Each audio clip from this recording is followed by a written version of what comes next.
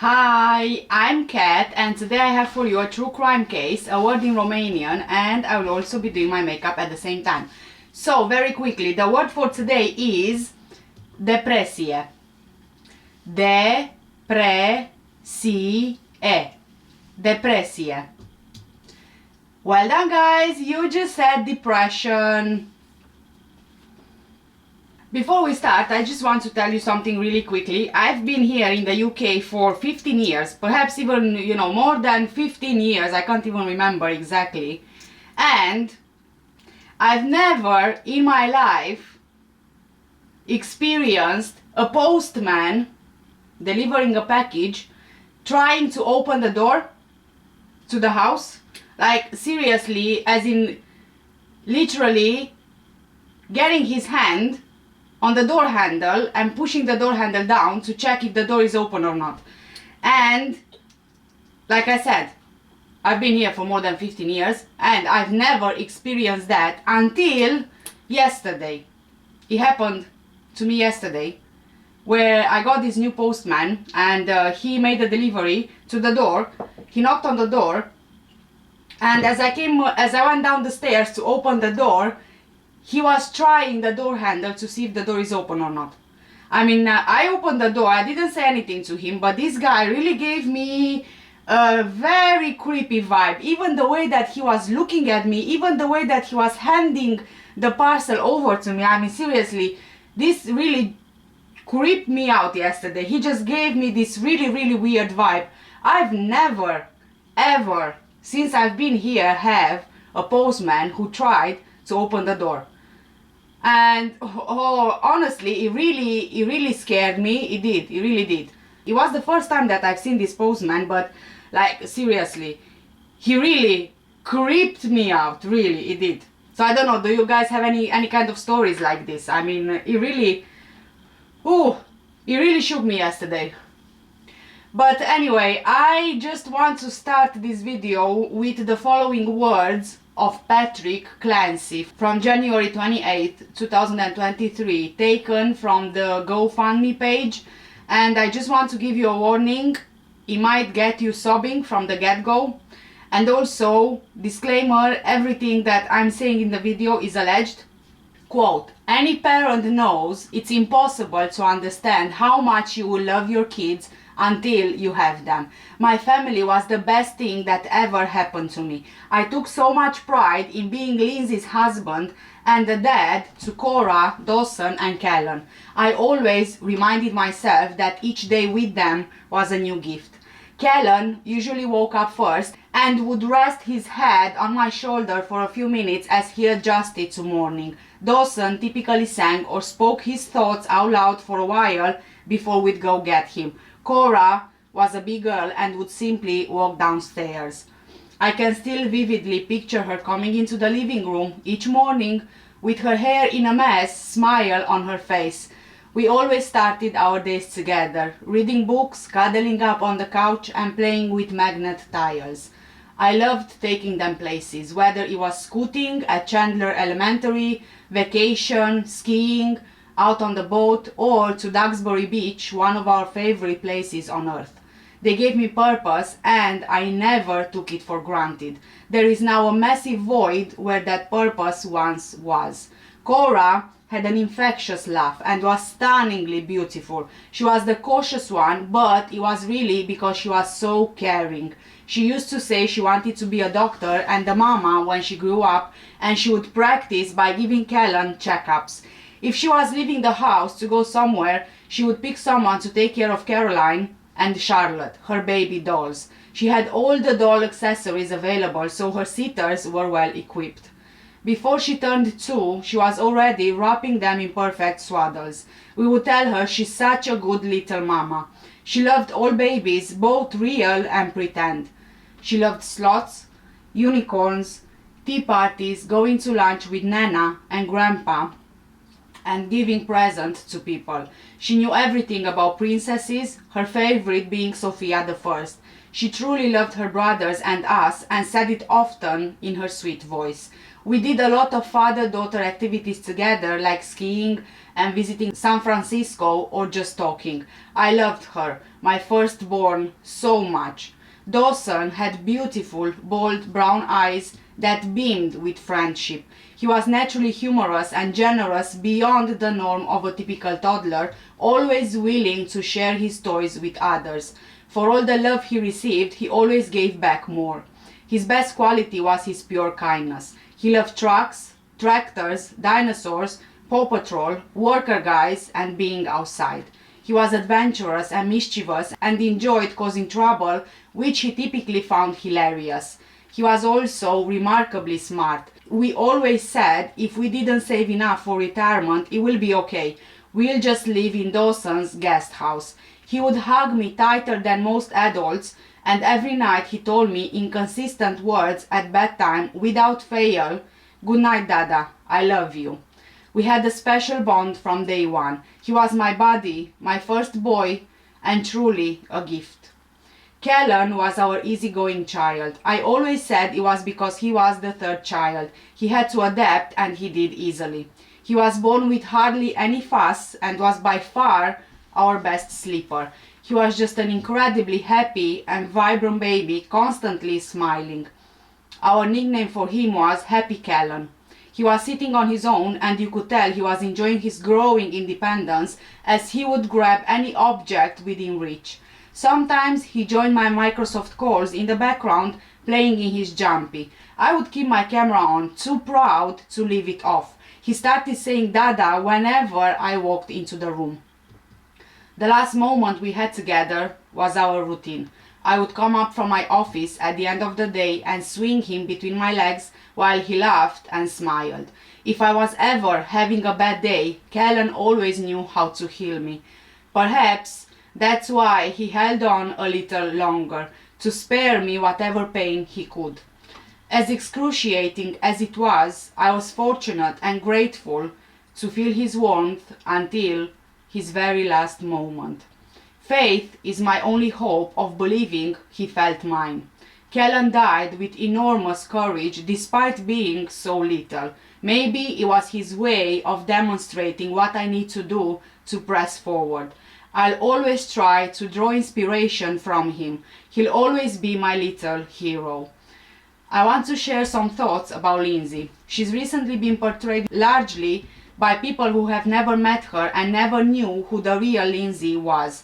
Our marriage was wonderful and diametrically grew stronger as her condition rapidly worsened. I took as much pride in being her husband as I did in being a father, and felt persistently lucky to have her in my life. I still remember the very moment I first laid eyes on her, and can recall how overcome I was with the kind of love at first sight you only see in movies. It really didn't take long before I was certain I wanted to marry her. We said I love you to each other multiple times daily, as if it were a reflex. We habitually started every morning with a passionate hug, yielding a sigh of relief like we had each received the perfect medicine. If too much time passed without a hug, she'd look at me and ask, "Did you forget?" We mutually understood the reality that people can have bad days, but we stuck to the rule that when one of us got lost, the other was always there to bring them home. Always. She loved being a nurse, but nothing matched her intense love for our kids and dedication to being a mother. It was all she ever wanted. Her passion taught me how to be a better father. I want to ask all of you that you find it deep within yourselves to forgive Lindsay, as I have.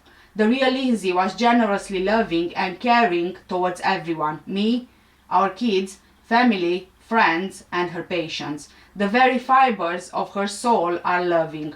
All I wish for her now is that she can somehow find peace. I promise I'll put all my energy into healing and rediscovering my purpose. I owe that to all of you, Duxbury Fire and Police, our compassionate healthcare workers, our local faith leaders, the Microsoft community, and especially Cora, Dawson, and Callan. I don't know how or when I'll be able to do it, but your love and generosity will help me get started. I know that love always wins. Cora, Dawson, and Callan, you gave me so much in your short time here. I don't know if the pain will ever go away, but I'll do my best to carry on in your honor. Dada loves you so much and will always remember you." End of quote. Guys, again, I really have to warn you, this case is just heartbreaking. I'm not sure you'll be able to see through this one without crying, and I understand if you don't want to watch. So by all means, I will see you in another video. On the morning of Tuesday, 24th of January 2023, Lindsay took her 5-year-old daughter Cora to a pediatrician appointment. Everything seemed great. Lindsay spoke with the receptionist, she had a chat with the doctor, with the nursing staff. There were absolutely no issues whatsoever in her behavior. They both returned to their Duxbury home on Summer Street, and they went back outside with Cora's brother, 3-year-old Dawson, to play in the snow. They had so much fun. They even built a snowman, and Lindsay took photos of the day and sent them to her mom and her husband Patrick. It seemed just like any other ordinary day, packed with fun and laughter and the known habit of Lindsay capturing memories. When you check her social media, it seems like their family have the perfect life. There is an abundance of photos of the kids, the happy couple, and their life. Lindsay has a loving husband, Patrick, who is the love of her life. They've been married for, I believe, 5 years and have 3 children together. 5-year-old Cora, 3-year-old Dawson, and 8-month-old baby Callan. Even though Lindsay had just given birth not so long ago, she was already talking about having more kids. On the same day of Cora's pediatrician appointment, when they went to play in the snow on 24th of January at around 4:02 p.m., Lindsay searched on her phone Kids Miralax.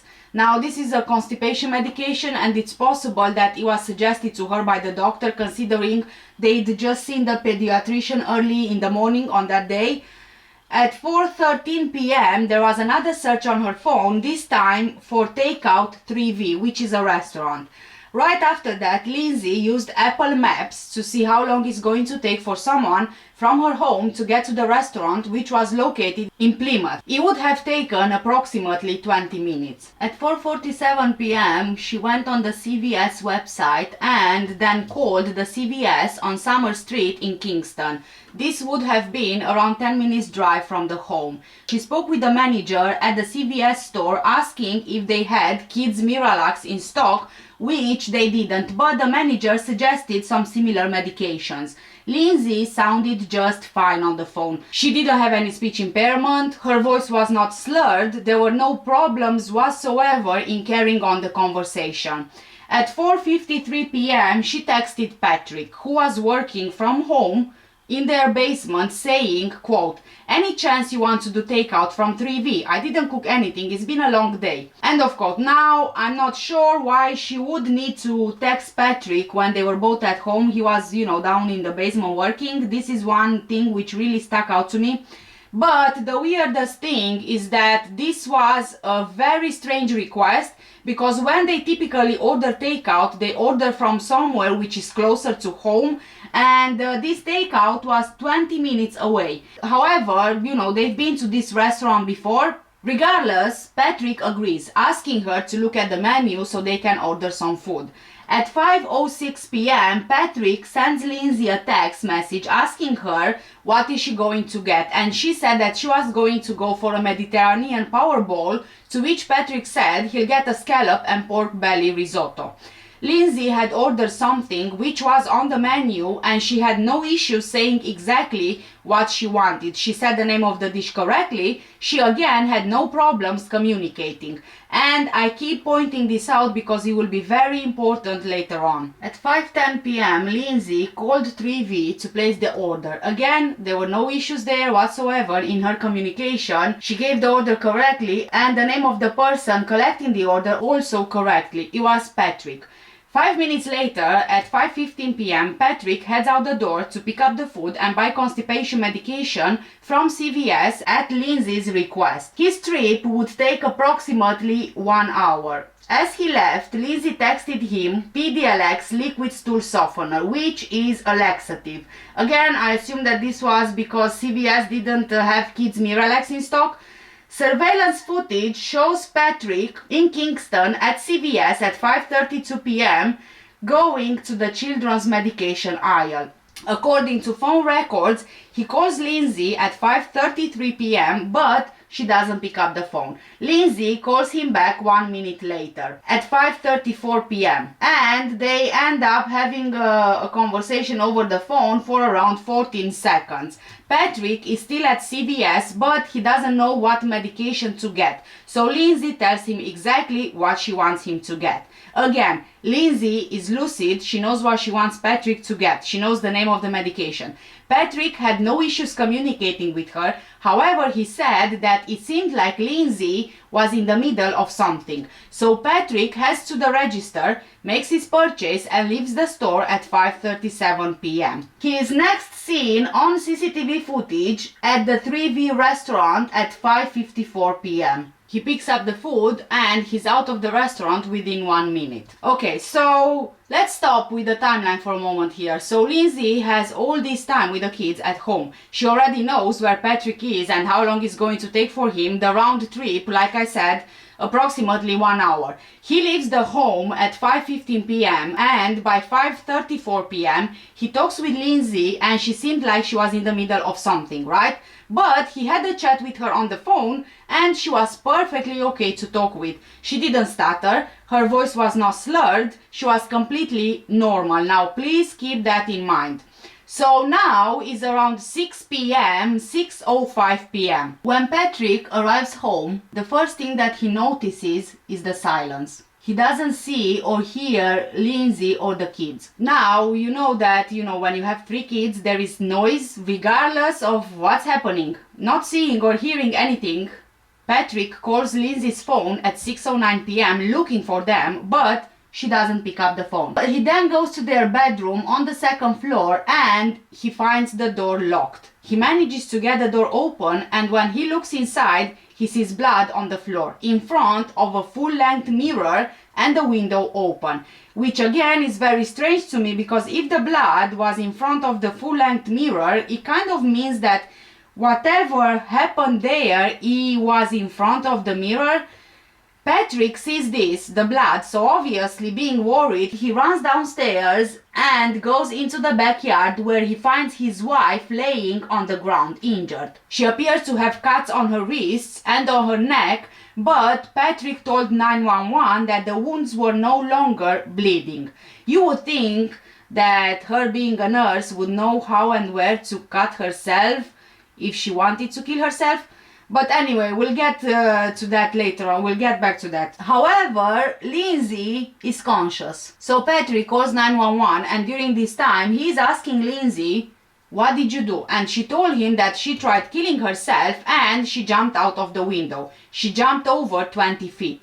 Now, going back to the mirror and the blood in front of it and why I find it very strange. It seems that Lindsay looked in the mirror when she cut herself, which would be kind of like the only explanation as to why the blood would be on the floor in front of a full-length mirror, I think. I mean, I don't know the layout of the bedroom, but it kind of doesn't make sense otherwise.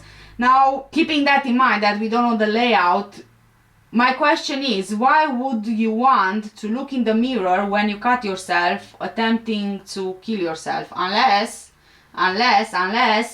she just wanted to make it look like she wanted to kill herself, but in reality she didn't really want to kill herself, if you know what I mean. Lindsay, she's a nurse, she's an OB nurse. As a nurse, she would know things like main arteries, blood vessels. Basically, she would know how to cut herself, how to cut her wrists to make sure that she dies. But by the time Patrick called 911, her cuts were not bleeding anymore. As a nurse, equally, wouldn't she know how to cut herself only superficially without causing any serious injuries, but causing enough to make it look like she was trying something else? Unless, I'm reading too much into it. I don't know, but I don't really know. But you guys, please do let me know in the comment section down below. What do you think? Now, during the 911 call, Patrick can be heard asking Lindsay, where are the kids? She replied that they were in the basement. When emergency services arrived, Patrick asked them to stay with Lindsay so that he can go and find his children. The 911 call kept going and at one point Patrick can be heard entering the home and going into the basement, calling out "guys" to the kids. Then he can be heard screaming in shock and agony and grief as he found his children. Quick fire dispatch, engine 2 car 3A147, 47 Summer Street, respond with the police. The whole party jumped off the top floor of the house, slice her wrist as well, and neck injuries, neck laceration. She's conscious at this time. We're going to check with med flight. It was over a 20-foot fall, 1814.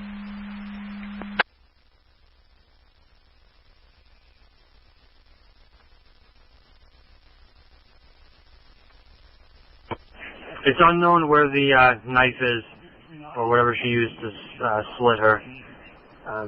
She's in the, looks like they're pinging around the back. We'll get that info now.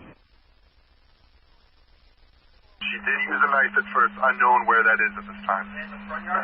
Have the update, thank you. Roger, Max. I'll take the AC.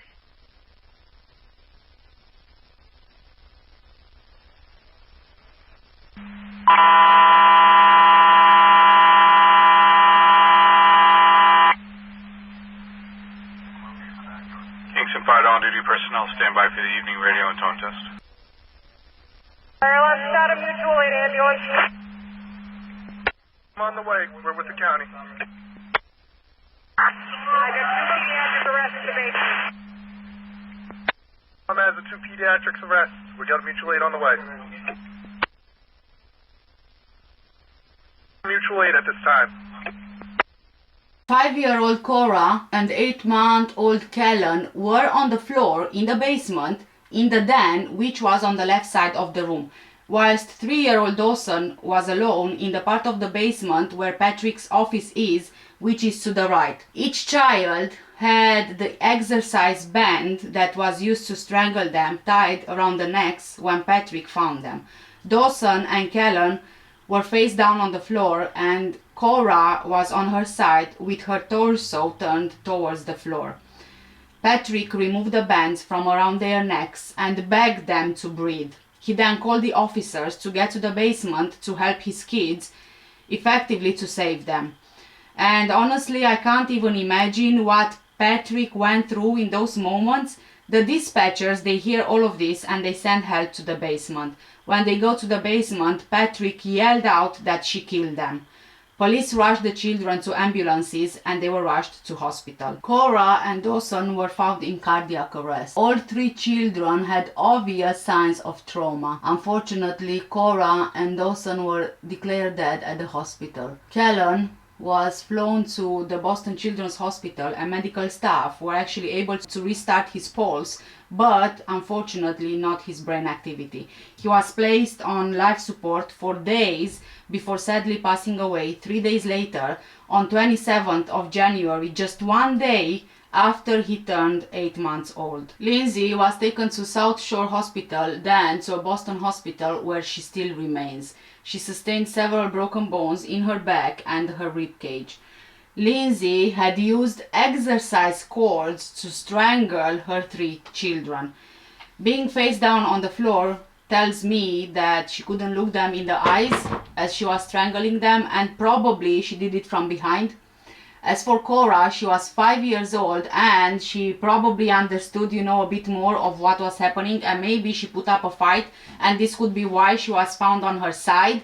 I don't know the order in which Lindsay killed them, but I hope that that little girl didn't have to sit and look at how her mom was killing her siblings. Imagine just how terrified she must have been if she actually saw that. After executing a search warrant on the house, police were able to find several notebooks and notes on Lindsay's phone similar to journal entries.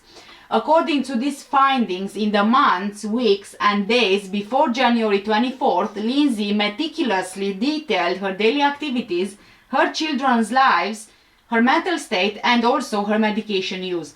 Her writing was clear, precise and articulated. She never indicated that she was hallucinating, that she was delusional or had any disordered thoughts or speech. In all of the entries, she seems to know exactly who she is, where she is, the date, and with whom she is interacting. On 24th of January, before she killed her children, Lindsay wrote a note on her phone stating that she had a touch of postpartum anxiety around returning to work. And it was nothing to do with the children. She wrote that her psychiatrist prescribed medication to help her.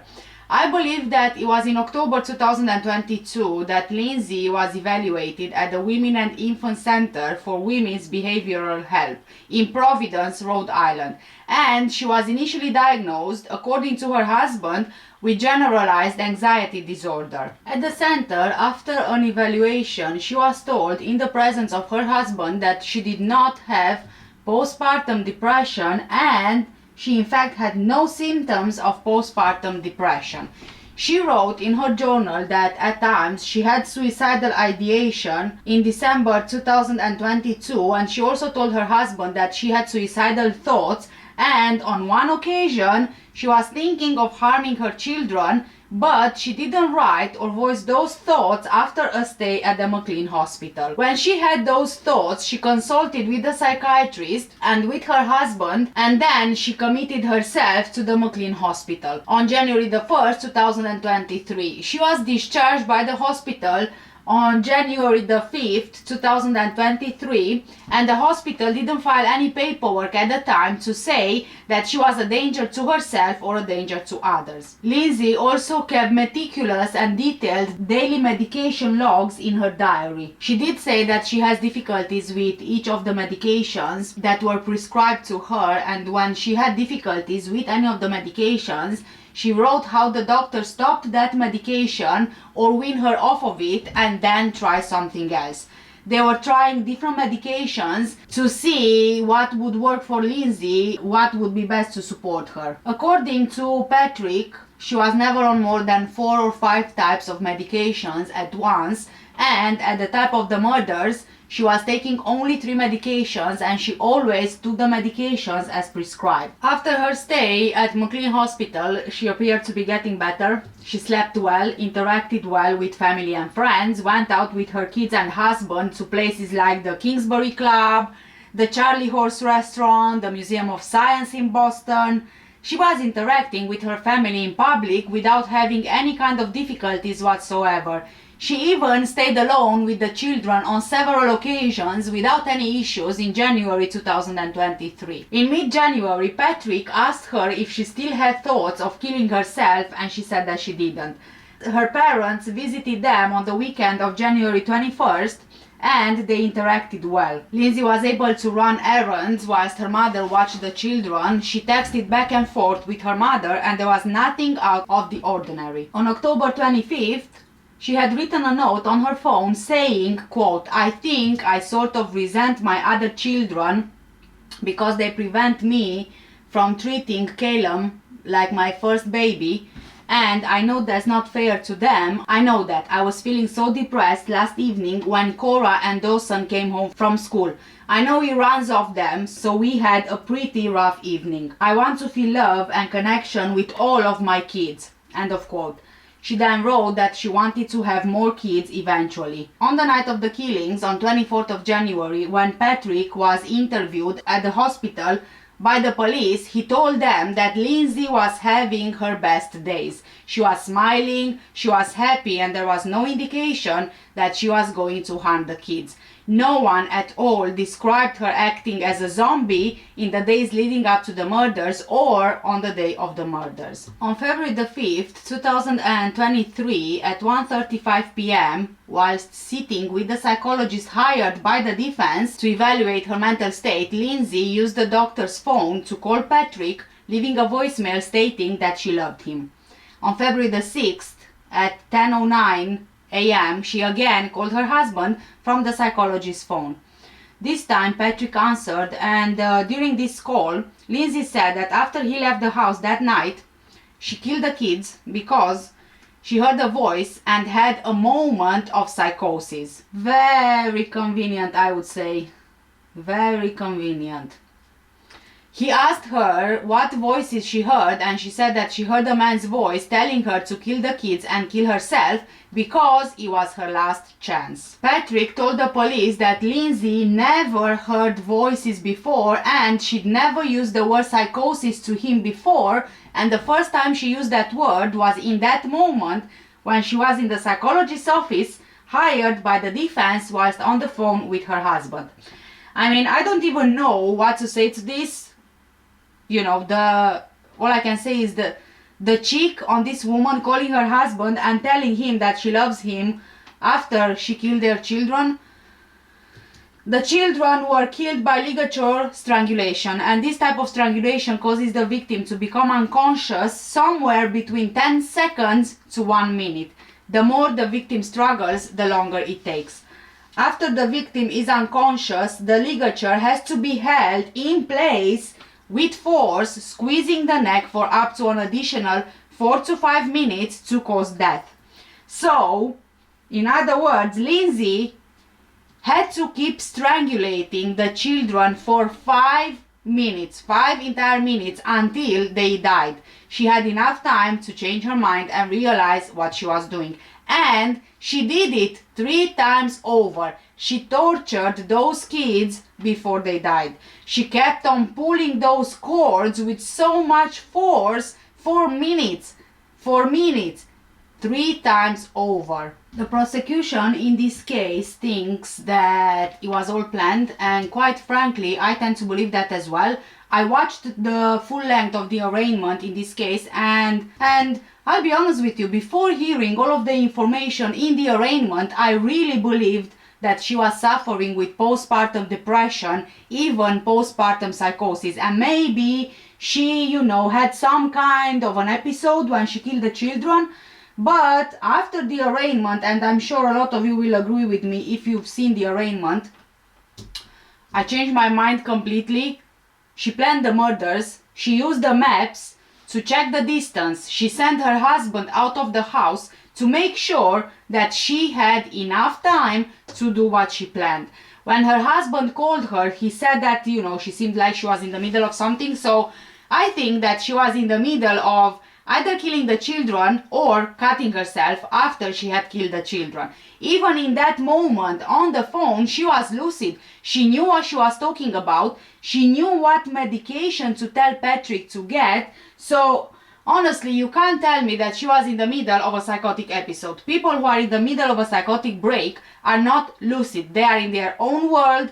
I don't think that you can actually have a normal conversation with them. On Friday, 27th of January 2023, using an erasable whiteboard, because Lindsay was, you know, in the hospital, she was intubated, so she couldn't speak.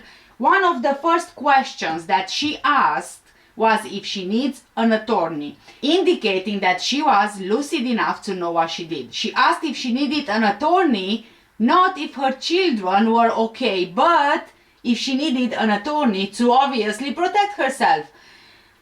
Lindsay actually entered not guilty plea, of course, because they are going to fight diminished responsibility going on the route of postpartum psychosis. And I'll tell you what, honestly, I think they have a shot here, a pretty good one. I'm not, you know, picking her side or anything.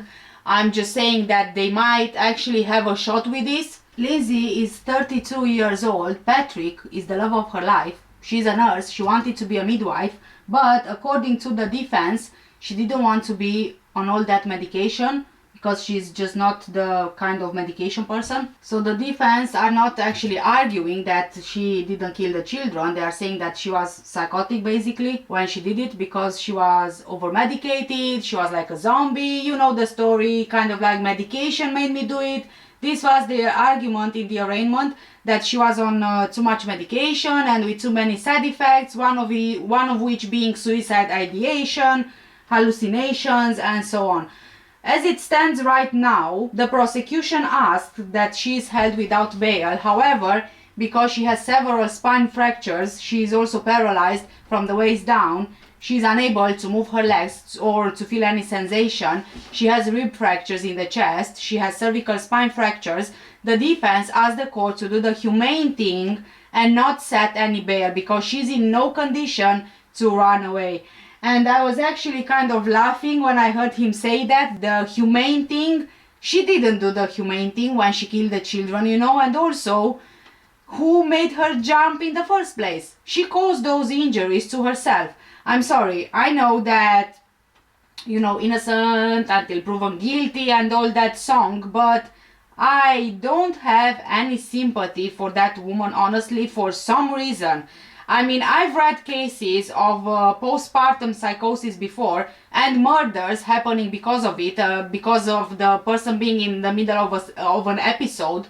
And in those cases, it was clear from the behavior that something was going on. But here, I just don't feel that this is it. There was speculation based on Facebook posts that Lindsay suffered from postpartum depression, but prosecutors declined to say if this was a contributing factor. Lindsay had shared on social media about her struggles with anxiety in new motherhood. Lindsay's lawyer, Kevin Reddington, told Boston-based media outlets that Lindsay had been over-medicated and the drugs turned her into a zombie. He told the Boston Globe, quote, "One of the major issues here is the horrific over-medication of drugs that caused homicidal ideation, suicidal ideation.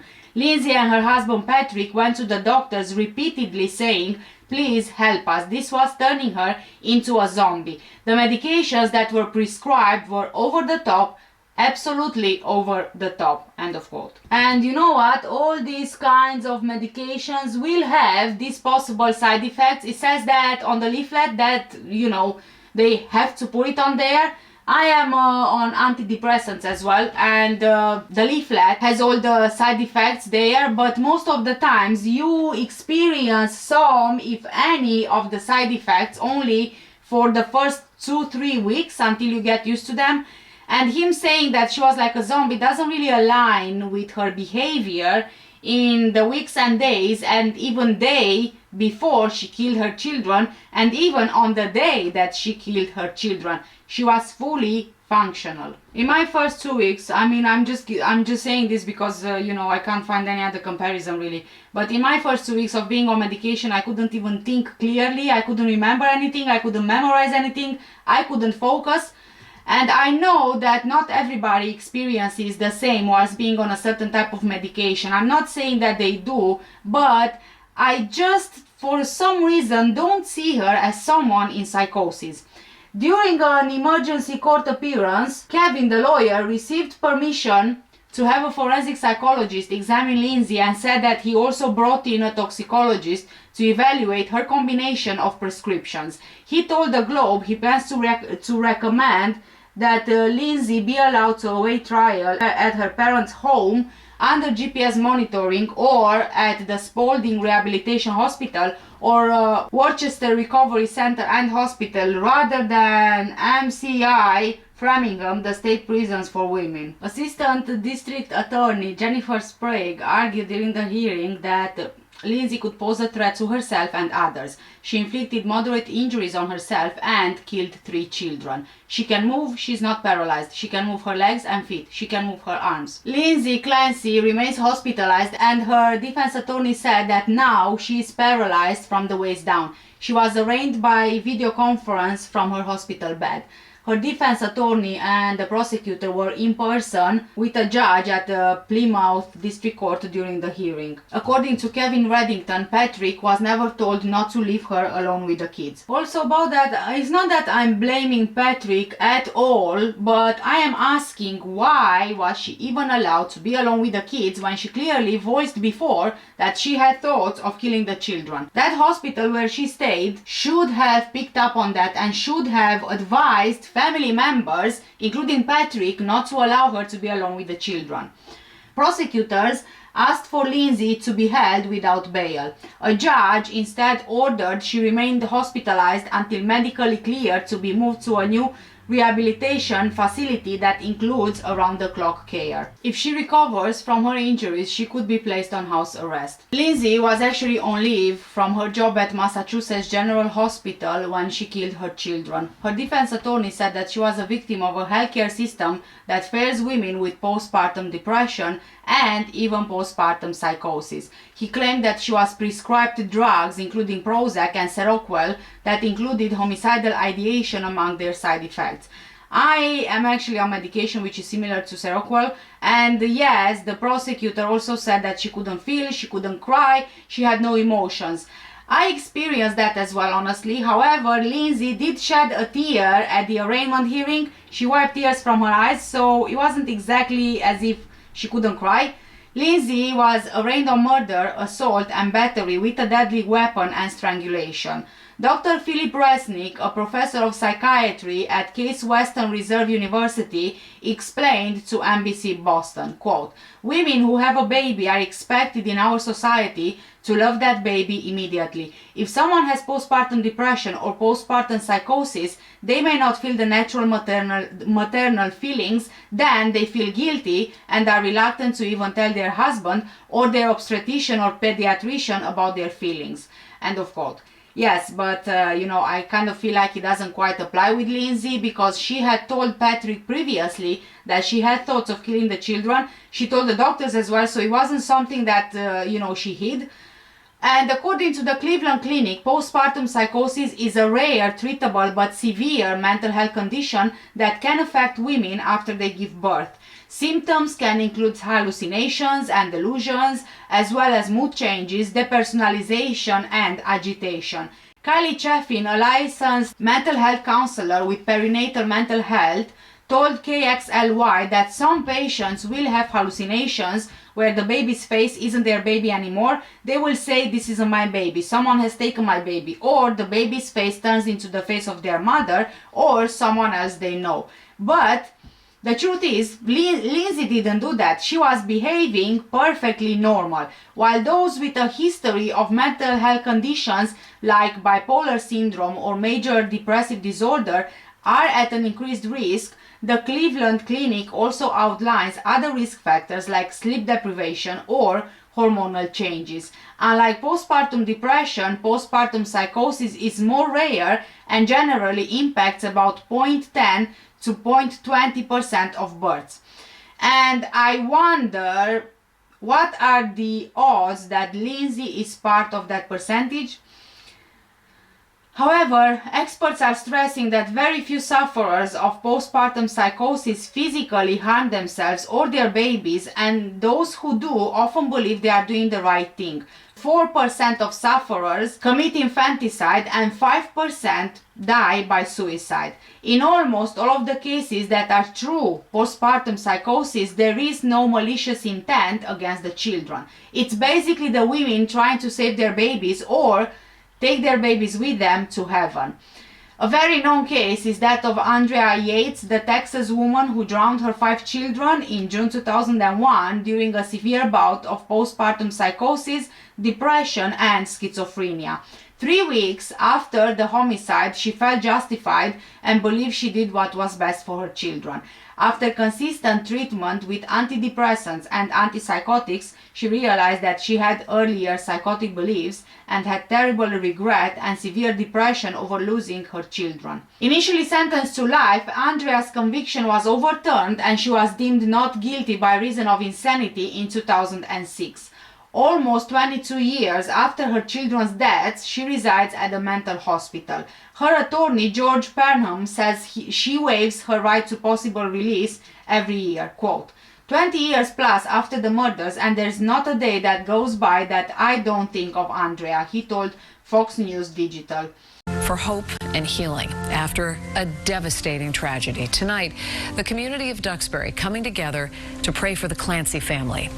Neighbors, first responders, even people who didn't know the family are grieving, while a mother in a hospital room prepares to face murder charges for the deaths of 2 of her children. Her baby boy still hospitalized. WBZ's Christina Rex was at the vigil tonight. Christina, you could see how devastated people in that community are for the surviving family members. Yeah, Lisa, it's been such a difficult week here in Duxbury, and so many people I spoke with tonight tell me they feel so connected to this family because they have kids the same age or they have grandkids the same age, and that connection is what made them want to come out tonight and be together. Passing a flame neighbor to neighbor through this crowded church, the power of community and prayer was just what Duxbury residents needed.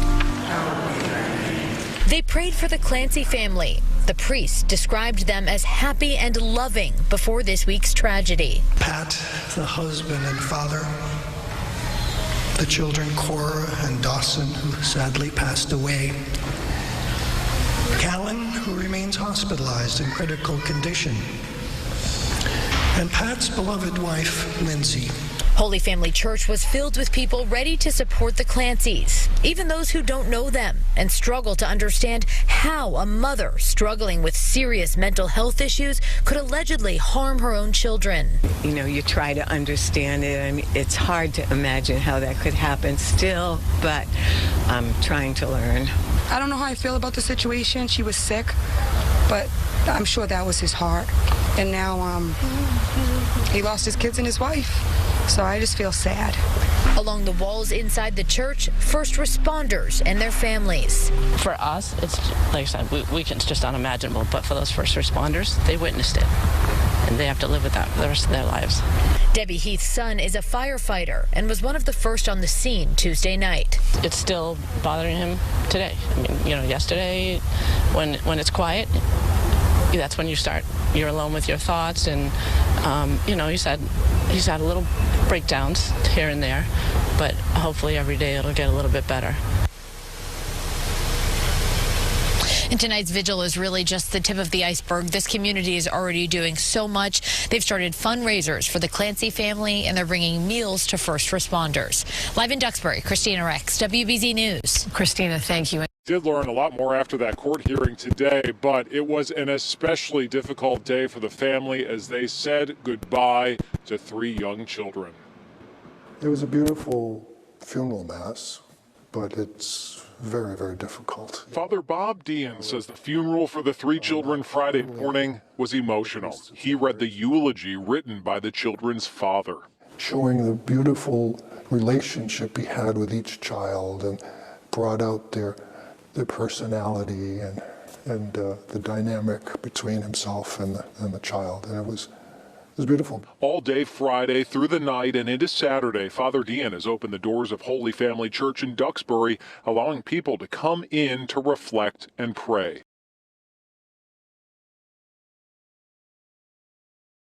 And this is the tragic case of today. Like I said, I don't think that Lindsay was psychotic when she killed her children.